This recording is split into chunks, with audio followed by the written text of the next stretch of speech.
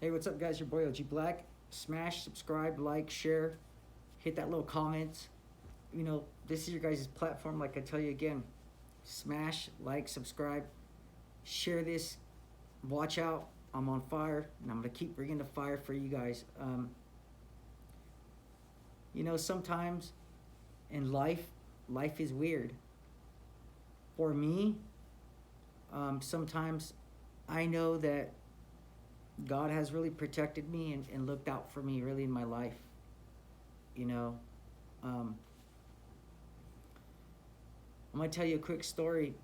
When I was a kid in the neighborhood I was growing up in, it's an old neighborhood. We've been around forever. My neighborhood started back in the 40s, in the 50s. They started getting really strong in the 60s. They were stronger in the 70s. They were getting strong in the 80s. They were out of control in the 90s. We were fucking shit up. By the year 2000, we were getting RICO and indicted, and that was it. By the ends of 2005, 2003, we were done. We were RICO and indicted, and we were all going to prison from everything from possession of gun sale charges and trafficking across state border lines to trafficking an amount of heroin, narcotics, and everything. When I was a kid, the most pettiest thing I was pushing or selling was weed, marijuana. Yes, guy, you know. That was just the minimum. Anyways, this story is about what happened to me when I was about 13. Yeah, I was about 13 years old when this happened. The good old 1-3, huh, guys? The good old 1-3.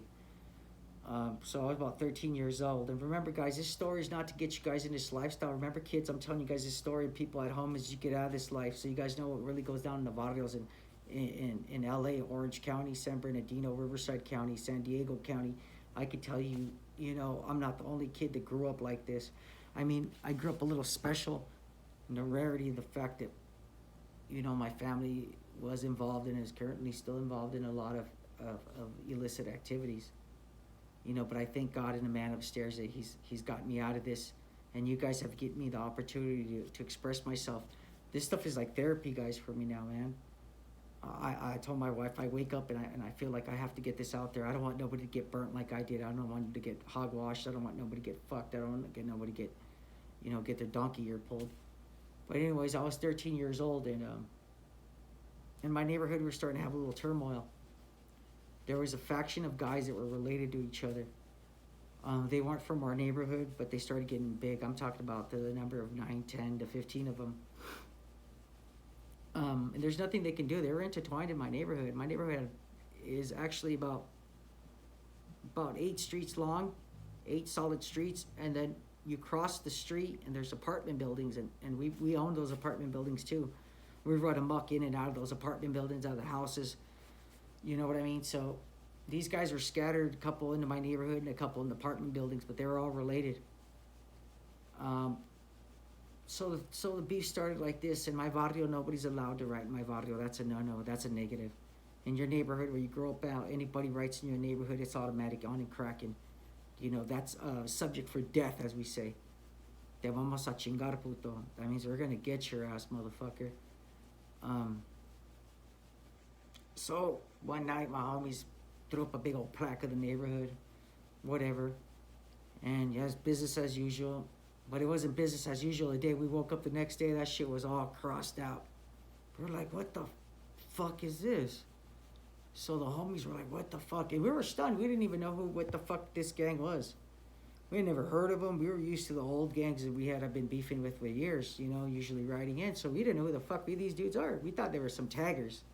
Some dudes that come in and write graffiti and they leave. We're like, oh, fucking taggers got us. All right, whatever. If you guys see those taggers, buck them, book them. You know, it's on site. So that's what the big homie said. So anyways, long story short, my homeboy from my neighborhood, little youngster, crazy fool, he's the one that got me into my neighborhood. He goes up there and he fucking crosses that shit out. Puts the neighborhood up. We're all right, little homie, that's right. Get down. And he got down, man. Next thing you know, those motherfuckers crossed it out again. What the fuck is going on? So we start getting word around the neighborhood. These fools are hanging out and they're starting to kick it in our own neighborhood. We're all like, what the fuck are these fools doing? So one of the homies hits him up. Hey, man, what's up? What's up with you fools? And they were like, hey, man, what's up, fools? You guys want some beef or what? We're like, oh, shit. Um, to tell you guys the truth, man, the gang life at the end, all you do is you get burnt, man, you get hurt.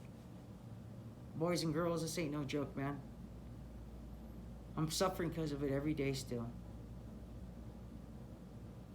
You know, and this story is to get you guys out of it. Ain't to glamorize it, man. Just get you the fuck out of it, man. I got scars. I got PTSD like a motherfucker. You know. Remember, guys, you're the biggest influence in your kids' life. What your kids see you do affects them forever. Some are rare and they don't affect them. You know, I seen my dad pistol whip the shit out of someone once. I seen my dad jump over a counter and grab a motherfucker and pull him down on the ground.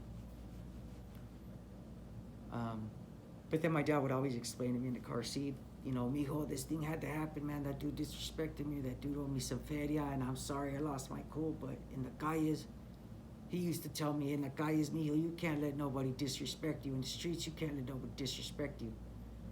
You know what I mean? Because or else everyone's going to take your kindness for weakness, and that shit ain't happening. So I got a heart. But you can't be soft, mijo.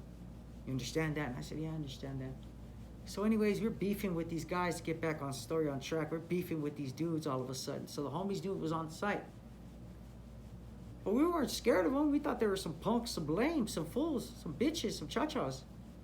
So anyways, my homeboys and stuff said, hey man, we're gonna go kick it at the homies pad, you know? Do you wanna come with? Oh, Mr. Black's, oh hell yeah. But see, Mr. Black is always, you know, Mr. Black's been fortunate with the women, as they say in Mexico. Bien afortunado con las mujeres. Bien fortunate with the women. And there was this girl I liked. So as I happened to be leaving my house,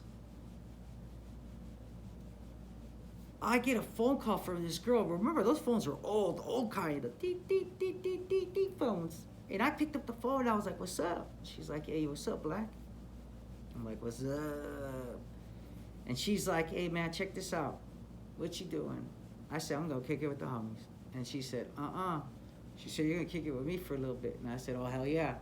So I told the homies straight out, hey, check this out. I got to go.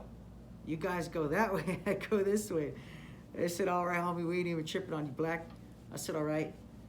Long story short, my homies are kicking it, blah, blah, blah. These fools pull up in a Lincoln Town car. And they just start bucking. Boom, boom, boom, boom, boom. You know, and I'm kicking it with the girl, just talking to her. You know, I hear the gunshots and I start running, man. By the time I start running, you know, I see one of my homies bucking around the corner and he's bucked in the shoulder, in the back, in the front. And he survived anyways. And my homies, I'm like, what happened? He's all so-and-so bucked at us. You know, he hit the floor. I said, oh, shit, man. I was like, damn, motherfucker's gonna die. You know, thank God he did it. You know, thank God he did it. I'm gonna make sure that you guys at home understand that I've been very fortunate in life. Sometimes I think God has a plan for me and I don't know what it is. I sure hope he does. And I hope this channel grows, man, because I've been trying to speak the truth, man. Just like Shadow. But anyways, man, my homeboy's on the floor letting out, man. I'm like, man, goddamn, ambulance pulls up, picks him up, puts him in. I go to the hospital, man. They put my homeboy on the side like he's DOA. He ain't DOA, man. He was all right, man. He was still pumping. He wanted to live. You know, that shows you how much people care about some dumbass Chicanos. You know, some dumbass cholos from the barrio. They don't give a shit sometimes about us. And I understand why. I understand I was once in that life. You know, you guys, and to tell you the truth, this story, I made it because to tell you how fortunate I am, man, that a girl and God saved my life that day. God first and then that girl. Because if she wouldn't have called me, man, I would have went straight to my homeboys and like my mom said, one of those bullets would have came for me. So, man, my story today is for you guys is a little personal. One time a girl, in my eyes, saved OG Black's life. Thank you, and I'm out.